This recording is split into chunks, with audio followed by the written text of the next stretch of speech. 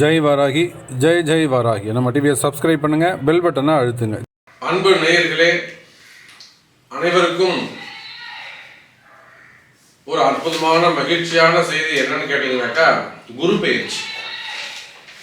நாம் எல்லோரும் மிகுந்த ஆவலோடு எதிர்பார்த்து காத்திருக்கக்கூடிய ஒரே ஒரு பெயர்ச்சி எதுனா குரு பெயர்ச்சி தான். பொதுவாக எல்லாருக்குமே பெரிய சக்கரவர்த்தியா இருந்தாலும், பெரிய ஒரு செல்வந்தராக இருந்தாலும், ஒரு பணக்காரனாக இருந்தாலும், அவன்கிட்ட எல்லா பணங்காசும் இருக்கு அப்படின்னு வச்சுப்போமே. இன்னும் ஒரு 100 ஆண்டுகளுக்கு தேவையான அல்லது 200 வருஷத்துக்கு தேவையான பணங்காசு ஒருத்தர்கிட்ட இருக்கு.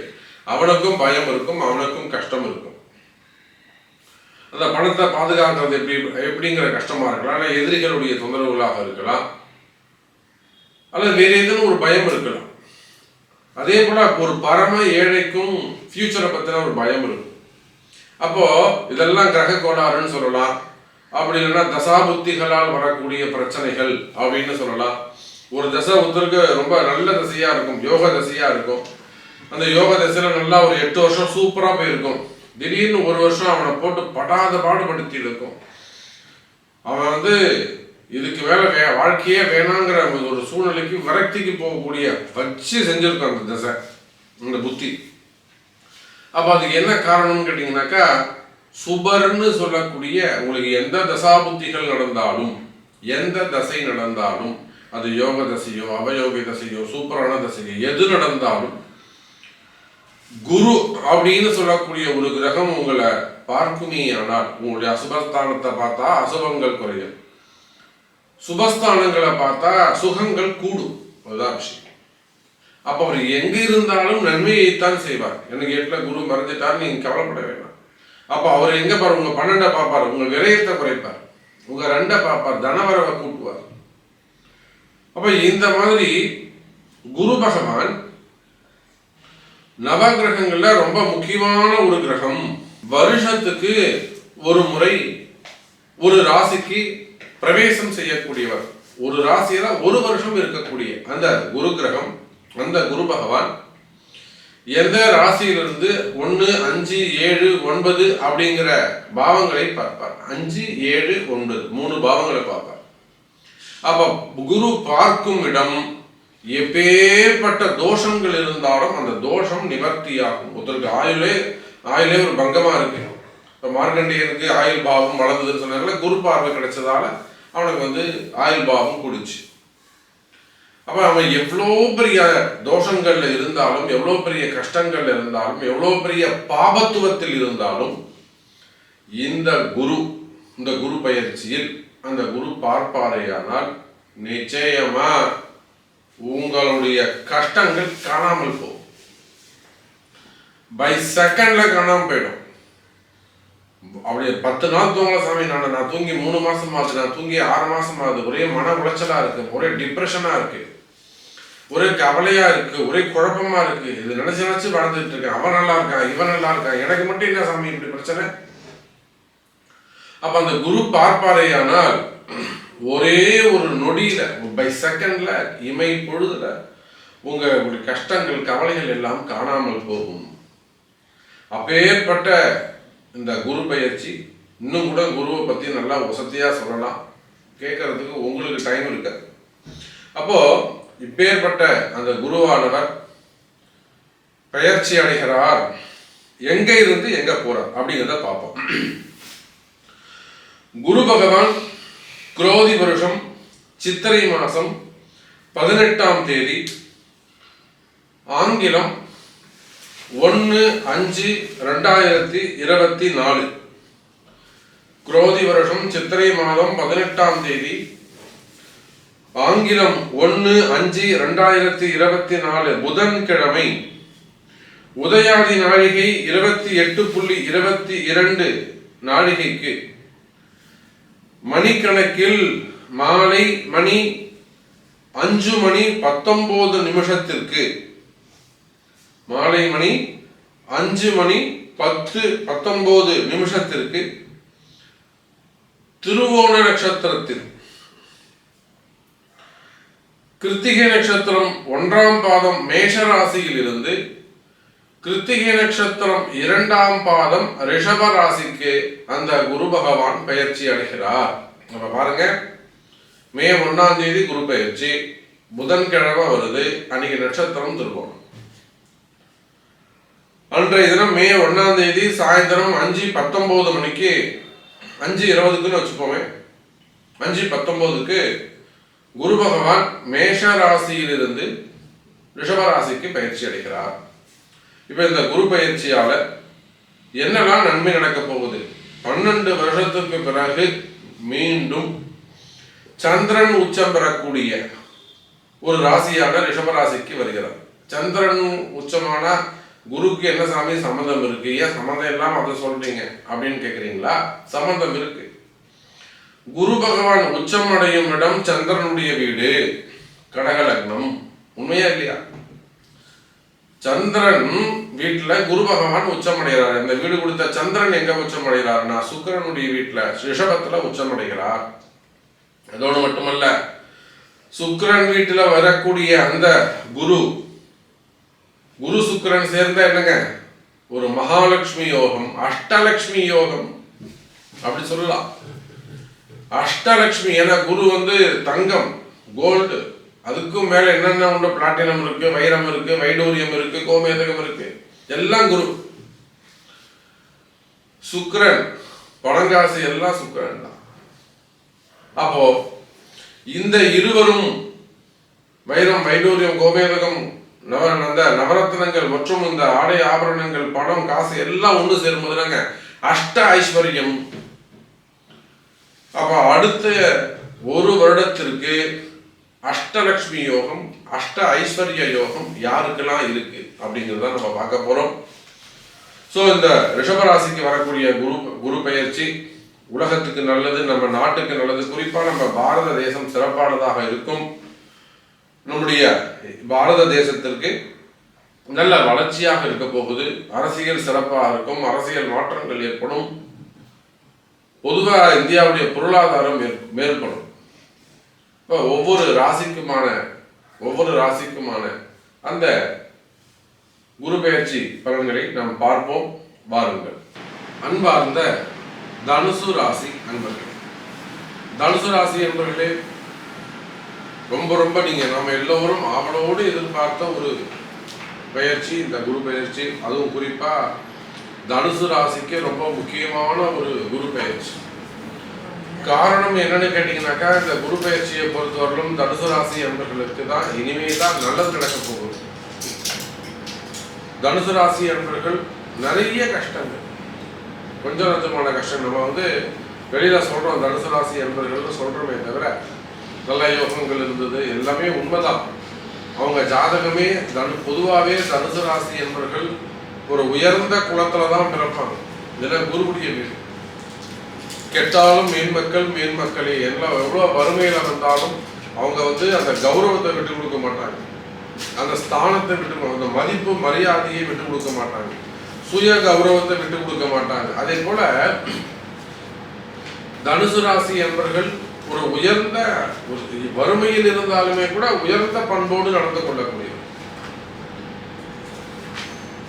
அப்பேற்பட்ட இந்த தனுசு ராசி என்பவர்களுக்கு எப்போ இந்த குரு பகவான் அஞ்சல போய் உட்கார்ந்தாலும் அப்போ அந்த ராகுடைய தொடர்பு கிடைச்சு இந்த குரு ராகு தொடர்பால நிறைய விரயங்கள் ஏற்பட்டது.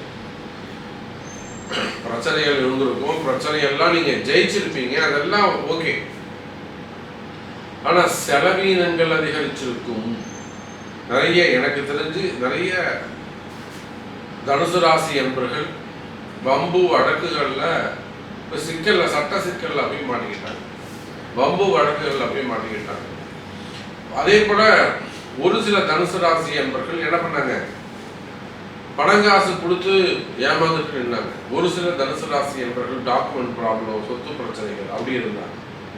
ஒரு சில தனுசு ராசி என்பவர்கள் பிசினஸ்ல லாஸ் ஆனது, பிசினஸ் பெரிய இழப்புகள் அதெல்லாம் ஏற்படும். அப்ப 5ல குரு இருந்தாலுமே கூட இந்த ராகுவுடைய தொடர்பு இருந்த காரணத்தினால் நிச்சயமா தனுசு ராசி என்பவர்கள் நிறைய கஷ்டங்களை அனுபவித்தார்கள். ஆனால் இனி வரக்கூடிய காலம் பொற்காலமாக அமைகிறது. தனுசு ராசி 2 விஷயம். ரெண்டு விஷயம். நிச்சயமா தனுசு ராசி என்பர்களே, இந்த குரு பகவான் 6, 8 அமைகிறார். உங்க ராசிக்கு 6ஆம் இடத்திலே அமைகிறார். என்ன சாமி நீங்க குரு 6ல போய் மறைகிறாரு, மறையக்கூடிய குரு எப்படி நமக்கு மனம் நிறைந்த பலனை தருவார் அப்படின்னு கேட்டீங்கன்னாக்கா, அந்த குரு உங்கள் ராசிக்கு தொழில் ஸ்தானம் என்று சொல்லக்கூடிய, நல்லா கவனிக்கணும் தனுசு ராசி என்பர்களே, அந்த குரு பகவான் எங்கெல்லாம் பார்வைப்படுகிறது, குரு பார்க்க கோடி நன்மை. நாம பார்த்துக்கிட்டு இருக்கக்கூடிய ராசி பலன் என்னதுங்க? குரு பெயர்ச்சி பலன். அப்ப குருவுக்கான ஸ்லோகம் என்ன? குரு இருக்கும் இடத்தை விட குரு பகவான் பார்க்கும் இடத்திற்கு பலம் அதிகம். அப்படி பார்க்கின்ற பொழுது தனுசு ராசிக்கு 10வது வீடாகிய கன்னி ராசியை தொழில் ஸ்தானத்தையும், அதே போல விரயஸ்தானம் என்று சொல்லக்கூடிய 12வது வீடாக இருக்கக்கூடிய விருச்சகத்தையும், 2ஆம் பாவமாக இருக்கக்கூடிய தனஸ்தானமாகிய மகரத்தையும் அந்த குரு பார்க்கிறார். அப்ப இந்த 3 நல்ல விஷயங்கள் நடக்க போகுது. 6ல மறையறாருன்னு சொல்லாதீங்க. நான் அதுக்கு தான் உங்களுக்கு ஆரம்பத்தில் சொன்னேன். தனுசு ராசி என்பவர்களே, உங்களுடைய கஷ்டங்கள் என்னன்னு எனக்கு தெரியும். ஏன்னா எத்தனையோ தனுசு ராசி என்பவர்கள் ஒரு பெரிய நிலையில இருக்கக்கூடியவங்க, அரசு அதிகாரிகள், நல்லா உயர்ந்த போஸ்டிங்ல இருக்கக்கூடியவங்க, ஹையர் போஸ்டிங்ல ஹையர் ரேங்க்ல இருக்கக்கூடியவர்கள், அது பிரைவேட் ஜாப்லயா இருக்கலாம், கவர்மெண்ட் ஜாபாக இருக்கலாம், ஒரு கவர்னராக இருக்கலாம், நிறைய ஒரு ஹையர் பொசிஷன்ல இருக்கக்கூடியவங்க. அப்ப அந்த மாதிரியான தனுசு ராசி என்பவர்கள் கூட நிறைய சிக்கல்கள், தேவையில்லாத வீண்பழி அவமானங்கள், ஒரு கமாண்டு அல்லது ஒரு பேட் ரிப்போர்ட், இதெல்லாம் சந்திச்சிருக்கு. அப்ப இப்ப வரக்கூடிய இந்த குரு பெயர்ச்சியால் உங்களுக்கு என்ன நன்மை நடக்க போகுதுன்னா, ஃபர்ஸ்ட் தொழில் சிறப்பாக இருக்கும், பிசினஸ் உங்களுக்கு நல்ல முறையில நடக்க போகுது. இடதருமை தனுசு ராசி நேயர்கள். ஏன்னா குரு பார்க்கிறார், அங்க இல்ல. குரு 10ல் இருந்தால் பதவி பறிபோகுங்கிறது வேற. அவர் 10 இல்லைங்க, 10 பார்க்கிறார். பார்க்கும் இடம் அற்புதமா மிளிரும். ஒரு விஐபி வராங்க, ஒரு சிஎம் வராங்கன்னா, ஒரு கோவிலுக்கு வராங்கன்னா, அந்த கோவிலை ஃபுல்லா தொடச்சி கடிச்சு பெருக்கி வச்சு சிவப்பு கம்பளம் போட்டு வைப்பாங்க, ரோடுகளெல்லாம் போட்டு வைப்பாங்க. அதே போல இந்த குரு 10ஆம் இடத்தை பார்க்கின்ற பொழுது தனுசு ராசி அன்பர்களே, உங்களுடைய தொழில் ஸ்தானம் மேம்படும். நீங்கள் செய்து வரக்கூடிய உங்கள் தொழில் உயர்ந்து ஓங்கி நிற்கும், அபரிமிதமான வளர்ச்சி அடையும், நல்லா டெவலப்மெண்ட் ஆகும், பிசினஸ் சூப்பரா இருக்கும். நீங்கள் சற்றும் எதிர்பார்க்காத வகையில் உங்களுடைய தொழில் அமைப்புகள் சிறப்பானதாக இருக்கும். தனுசு ராசி நேயர்களே, 10 பார்க்கிறது. அதே போல வெளிநாட்டு யோகங்கள் ஏற்படும், விவசாயிகளுக்கு நல்ல முன்னேற்றம் ஏற்படும், விவசாயிகளுக்கு விளைச்சல் அதிகமாக இருக்கும், லாபம் அதிகரிக்கும், நல்ல ரேட்டு கிடைக்கும், ப்ராஃபிட் இன்க்ரீஸ் ஆகும். அதே போல இந்த மளிகை பொருட்கள், விவசாய பொருட்கள், ஃப்ளவர்ஸ், இதெல்லாம் ஏற்றுமதி எக்ஸ்போர்ட் பண்ணக்கூடியவங்க, அவங்களுக்கும் நல்ல லாபம் கிடைக்கும், கடன் சுமைகள், கடன் பிரச்சனைகள் குறையும். அதே போல வெளிநாட்டில் பிசினஸ் பண்ணக்கூடியவங்க, வெளிநாட்டில் உத்தியோகம் செய்யக்கூடியவர்கள், அவர்களுக்கும் தனுசு ராசியாக இருப்பார்கள். ஆனால் நல்ல முன்னேற்றம் ஏற்படும். குறிப்பா வேலை வாய்ப்புகளை பொறுத்தவரையில் தனுசு ராசி நேயர்களே, உத்தியோகம் தான் புருஷ லட்சணம்னு சொல்லுவாங்க. அப்ப நிச்சயமா நீங்க உள்நாட்டில் வேலை செஞ்சாலும், வெளிநாட்டில் வேலை செஞ்சாலும், அல்லது கவர்மெண்ட் ஜாப், பிரைவேட் ஜாப் எதுவாக இருந்தாலும், தனுசு ராசி நேயர்களே வேலை வாய்ப்புகள் அதிகரிக்கும்.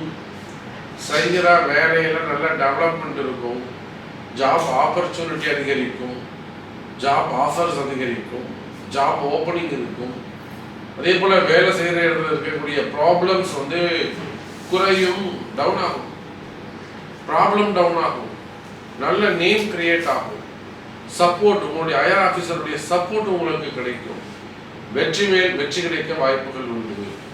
அதே போல நிறைய மாற்றங்கள் நிகழப்போகுது.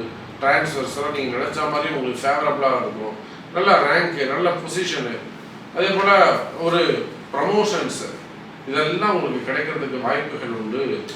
எனதருமை தனுசு ராசி நேயர்களே, அதே போல் கடன் சுமைகள், கடன் பிரச்சனைகள், வம்பு வழக்குகள் இது எல்லாம் குறையும். பிளாக் மேஜிக்கு அந்த மாதிரியான மனக்கவலைகள், மறைமுகமான பிரச்சனைகள், வெளியில் சொல்ல முடியாத ஒரு சில பிரச்சனைகள், கௌரவம் சம்பந்தப்பட்டது, குடும்பம் சம்பந்தப்பட்ட பிரச்சனைகள், பசங்க, பொம்பளை பசங்க, ஆம்பளை பசங்க சம்பந்தப்பட்ட பிரச்சனைகள், பிள்ளைகள் சம்பந்தப்பட்ட பிரச்சனைகள், கணவன் மனைவி இடையே வரக்கூடிய பிரச்சனைகள் இதெல்லாம் இருக்குமேயானால் அவையும் விலகுவதற்கு வாய்ப்புகள் உண்டு. நோய் நொடிகள் ஆரோக்கியத்தில் ரொம்ப எச்சரிக்கையாக இருக்க வேண்டும். நீங்கள் மாத்திரை எடுத்துக்கிறவங்களா தான் நிச்சயமாக தொடர்ந்து மாத்திரை சாப்பிடணும். நான் 10 நாள் சாப்பிடுறேன், எனக்கு ஒன்றுமே ஆகலை அப்படின்னு புத்திசாலித்தனமாக பேசக்கூடாது. ஒரு பெரிய புத்திசாலி அப்படி தான் பேசுவாங்க. நான் 10 நாளாக மாத்திரையே போடலை, எனக்கு ஒன்றுமே ஆகலை, இன்னைக்கு தான் மாத்திரை போட்டேன், இன்னைக்கு தான் எனக்கு ஆச்சு. அந்த மாதிரிலாம் ரொம்ப அறிவுபூர்வமாக பேசக்கூடாது. ஸோ நோய் நொடிகள் இருக்குமே ஆனால் கட்டாயம் அது அந்த என்ன ட்ரீட்மெண்ட்டோ என்ன மருந்து மாத்திரையோ அது அவசியம் நீங்கள் எடுத்துக்கிறது சிறப்பு. ஆரோக்கியம் மேம்படும். இன்னும் சொல்லப்போனால் குடும்பத்தில் பெரியவங்க சொல் பேச்சை கேட்டு நடப்பது இன்னும் சிறப்பை தரக்கூடியதாக இருக்கும். தனுசு ராசி நேயர்களே, அதே போல ரியல் எஸ்டேட் செய்யக்கூடியவர்கள், பில்டர்ஸ், அந்த தொழில் செய்யக்கூடியவர்கள், இவங்க எல்லாருக்குமே சிறப்பான முன்னேற்றம் இருக்கும். குறிப்பாக அரசியல் தலைவர்கள், சினிமா துறையை சார்ந்தவர்கள், சோசியல் மீடியாவில் இருக்கக்கூடியவங்க, மீடியா துறையை சார்ந்தவர்கள், இவங்க எல்லாருக்குமே கூட இந்த குரு பெயர்ச்சி நிறைவான பலனை தரப்போகுது. அதே போல உங்க ராசிக்கு 12வது வீட்டை பார்க்கறதால கடன் சுமைகள், கடன் பிரச்சனைகள் குறையும்னு சொன்ன, இந்த லாபம் அதிகரிக்கும் சொன்ன, வீண் விரயங்கள், வீண் செலவுகள் குறையும். அதையும் நீங்க இங்க மனசுல வச்சுக்கணும். தனஸ்தானம், குடும்பம், வாக்கை பார்க்கின்ற காரணத்தினாலே தனலாபங்கள் அதிகரிக்கும், பண வரவுகள் அதிகரிக்கும், மனசுல நிம்மதி ஏற்படும். மனக்குழப்பங்கள் இருக்குமே ஆனால், தேவையில்லாத மனசுல பயம், மனக்குழப்பங்கள் இருக்குமே ஆனால் போட்டு வாட்டி வதச்சி எடுத்துரும். அந்த மாதிரியான மன பயங்கள் இருக்குமே ஆனால் அந்த மன பயங்கள் குறையும். எனதருமை தனுசு ராசி நேயர்களே, அதோடு மட்டுமல்ல, தனுசு ராசி நேயர்களே, அது அற்புதமான எதிர்காலம் உங்களுக்கு அமையப்போகுது. சிறப்பான எதிர்காலம் அமையப்போகுது. குடும்பத்தில் மகிழ்ச்சி ஏற்படும். நிறைய மங்கள விசேஷங்கள் நடைபெறும். 60ஆம் கல்யாணம், 70ஆம் கல்யாணம், 80ஆம் கல்யாணம், அதே போல திருமண யோகங்கள், சீமந்தம், குழந்தை பிறப்பு, குழந்தை பாக்கியம், இப்படி நிறைய விஷயங்கள், பிரிந்த உறவுகள் ஒன்று சேருதல், இப்படி நிறைய விஷயங்கள் தனுசு ராசிக்கு காத்திருக்கு. ஸோ எந்த கவலைகளாக இருந்தாலும் கவலை வேண்டாம். தனுசு ராசி நேயர்களே, உங்களுக்கு 70% வரை 70% இந்த குரு பயிற்சி நன்மையை செய்கிறது என்று சொல்லிக்கொண்டு, உங்களுக்கு எல்லாமே ஒரு 10 நிமிஷம் சொல்லிட முடியாது தனுசு ராசிக்கு. ஸோ உங்களுடைய கேள்விகள் எதுவாக இருந்தாலும் கமெண்ட் பாக்ஸில் தெரியப்படுத்துங்க. அப்படி இல்லைன்னா கேள்வியை கேளுங்கள், முடிஞ்சவரை உங்களுக்கு பதில்கள் தரப்படும் என்பதை தெரிவித்துக் கொண்டு, இந்த குரு பெயர்ச்சி தனுசு ராசிக்கு அதி அற்புதமாக அமையட்டும் என்று நான் வாழ்த்துகிறேன். ஜெய் வாராகி, ஜெய் ஜெய் வாராகி.